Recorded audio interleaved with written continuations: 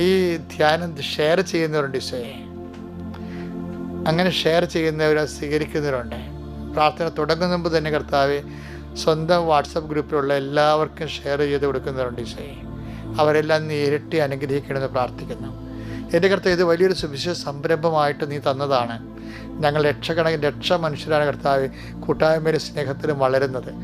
അവരെ നിലനിർത്താൻ പ്രാർത്ഥിക്കുന്നു കർത്താവ്. ഉടമ്പടി ധ്യാനം കൂടുന്നവരെയും അതുപോലെ തന്നെ കർത്താവ് അനുദിന അനുഗ്രഹ പ്രാർത്ഥനയിൽ പങ്കെടുത്ത് പ്രാർത്ഥിക്കുന്ന എല്ലാവരെയും നീ ആശീർവദിക്കണമേ കർത്താവ്. ഞങ്ങൾ ഇന്ന് സങ്കടമുള്ള കുടുംബങ്ങൾ, മ്ലാനമായ കായനോട് പോലും ചോദിച്ചില്ലേ കർത്താവ്, നിൻ്റെ മുഖം എന്തുകൊണ്ടാണ് മ്ലാനമായിരിക്കണമെന്ന്. അപ്പോൾ അങ്ങ് എന്തോ ഒരു വലിയ ദൈവമാണ്. സഹോദരനെ കൊന്നവനോട് പോലും നീ അവൻ്റെ മുഖം മ്ലാനമായപ്പോൾ അങ്ങനെ ചോദിക്കേണ്ടി വന്നിട്ടുണ്ടെങ്കിൽ നിൻ്റെ ഹൃദയത്തിൽ സ്നേഹം മാത്രമേ ഉള്ളൂ കർത്താവ്. അതുകൊണ്ട് ഏത് പാപാവസ്ഥ ഇരുന്നവനായാലും കർത്താവ് ഈ പ്രഭാതത്തിൽ നീ അനുഗ്രഹിക്കണം. അവൻ്റെ